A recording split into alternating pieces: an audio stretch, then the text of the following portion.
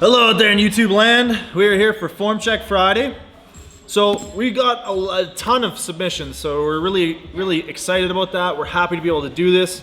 I think the way that we're gonna run this is we're just gonna go through the first 5 in the inbox, and we're gonna gradually make our way through everybody. So if you submit, you will get a form check. If we get too bogged down to the point where it looks like we're never gonna get to the end of the list, what I'll do, and what I did last time, is I will respond personally via email to give you a couple of quick tips and suggestions on your technique given the video that you send us. So first one here from Kevin Danes. He says this is about 90%, uses bar position somewhere between high and low bar. And here we go, we're gonna take a look. So he's squatting 175 kilos here.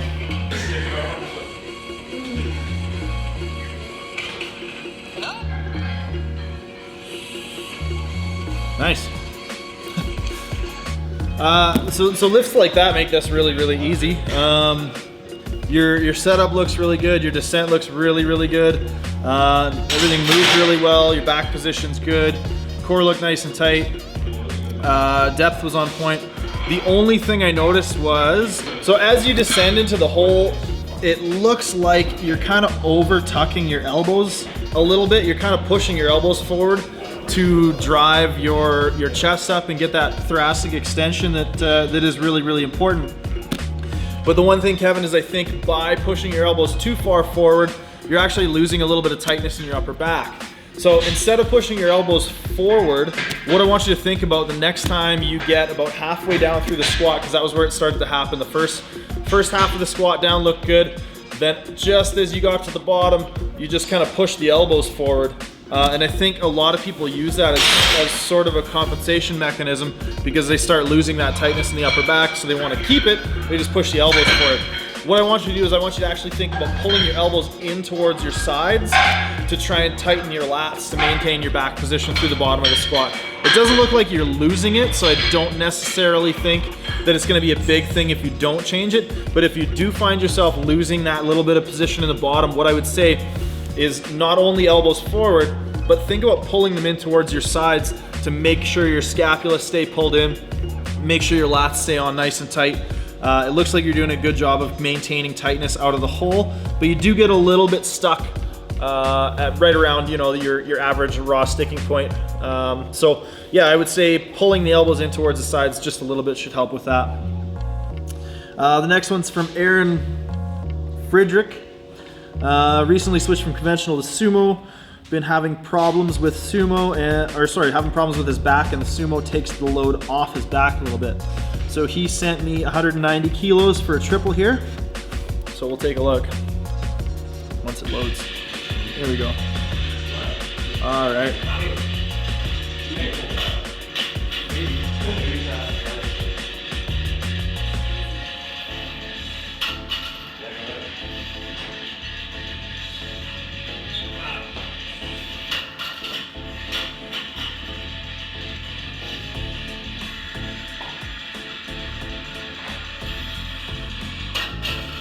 Again, super easy one to critique.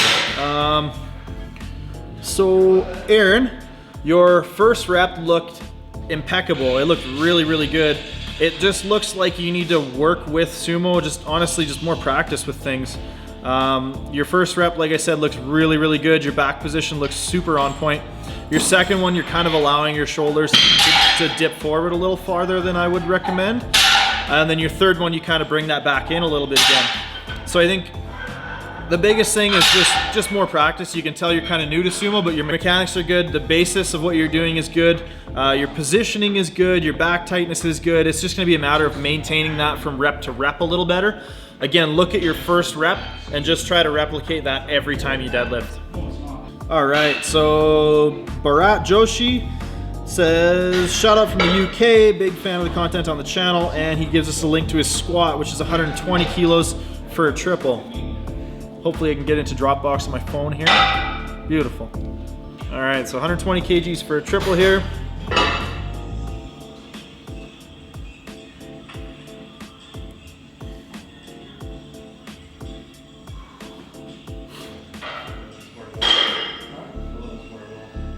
Cool. So the first thing I'm noticing is as you set up under the bar, And as you unrack, your shoulders actually look like they're tilted a little bit forward. So you're getting a little bit of sort of anterior tilt in the shoulders. What we want is we actually want the shoulders pulled back to create more of a shelf for the bar. I think you could probably get the bar maybe a quarter to a half inch down your back.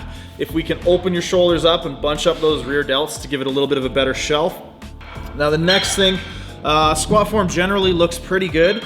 The only thing I would do is I would work a little bit on grooving your eccentric portion of the lift a little bit better. So I would practice with a little bit more tempo on the way down, taking your time a little bit more into the hole, because it looks like when you hit the bottom, you're really loose, and then you're hitting your sticking point really hard when you start your ascent. So it looks like about halfway up, you're kind of getting to the point where everything's turning back on and tightening back up, but it's a bit of a struggle and things slow down because it's so loose in the hole. So I would work on, like I said, bar position and upper back tightness. And what I mean by upper back tightness is instead of being here, roll those shoulders back, drive the chest up, open things up through here by bunching your shoulders up behind you and move that bar a tiny bit down your back. It's gonna take some practice. It's probably gonna feel a little awkward the first couple times, but I think it's gonna benefit you. And the other thing is work with that tempo on the way down. You're kind of rushing into the hole a little bit. Next up, we have Spencer Keane. And he would really appreciate if we could take a look at his form on these conventional deadlifts. 295 for a triple here. All right, Spencer, let's see what you got here, man.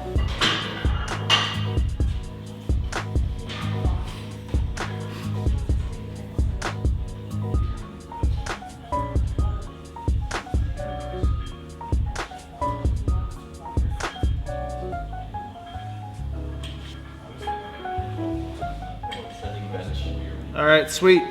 So, Spencer, the first thing I'm noticing is your setup and everything looks really good. And it looks like you're putting yourself in a pretty optimal position with where you're sort of wedging yourself into off the floor. It looks like you're building a fair bit of tension before you pull the bar. We could probably work on trying to pull the slack out of the bar a little bit more. And what I mean by that is make sure that you're really pulling back with your shoulders and with your lats as you bring your butt down into your starting position. The other thing I would really work on is maintaining your starting position when you initiate your lift. So you're starting in a certain position, and let's say my fingertip here is your shoulder joint.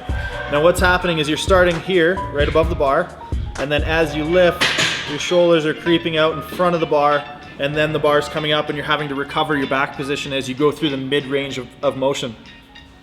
What I want you to do is I want you to really focus on keeping that upper back tighter and being a little bit more patient off the floor to not allow yourself to sort of drift out over the bar when you initiate your lift. That's probably the biggest thing that I'm seeing there. The other thing I would say is try and work on getting your glutes to work a little bit better for your lockout. What I mean by that is as soon as the bar comes across the knees, I want you to think about keeping your weight where it is on your feet and pulling back with your glutes. So just squeezing your butt really, really hard. The more glute contraction we can get through that lockout, the smoother it's gonna be. And if you watch on rep 3 here, it's looking pretty shaky towards the lockout. I think you maybe lost a little bit of position in your back in terms of neutrality. We're maybe seeing a little bit of rounding. It's hard to tell from this angle, but it definitely looks like on that third rep, we're starting to see a little bit of like finishing with the back more than finishing with the glutes. So I would say 2 biggest things: patience off the floor, so we're maintaining the position you're starting in, and make sure your glutes are doing the lockout, not your back. An exercise that I could recommend that would really help with making sure you're staying in position as you initiate your pull is gonna be pause deadlifts. So I'm a big fan of these. I got these from Mike Shear.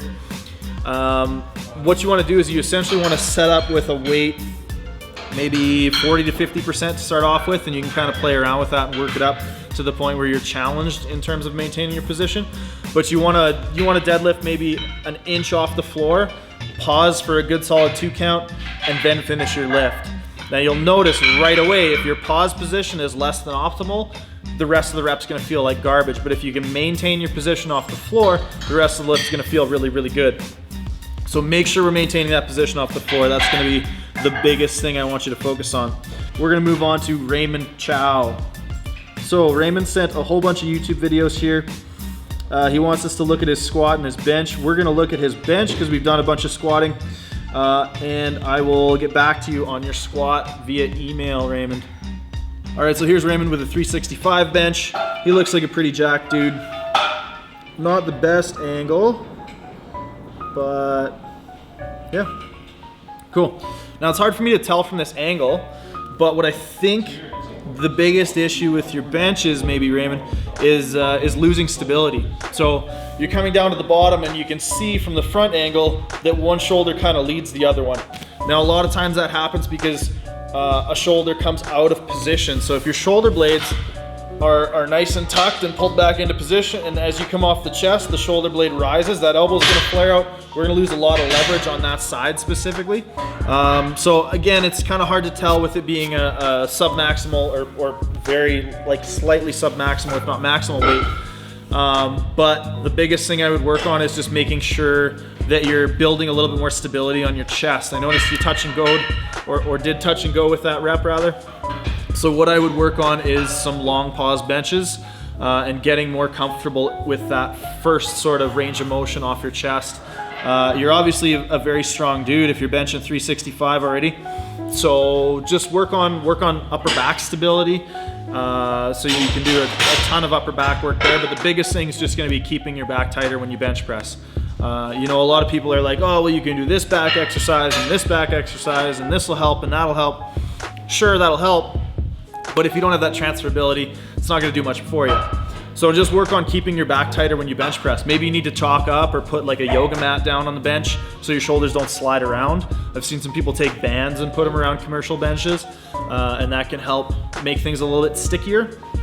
But the biggest thing I think is just keeping your shoulder blades wedged where you put them when you set up.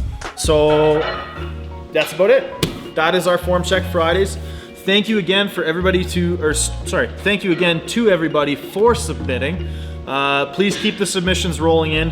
It seems like people are really interested in this, so we're gonna continue to make this a standalone video every Friday.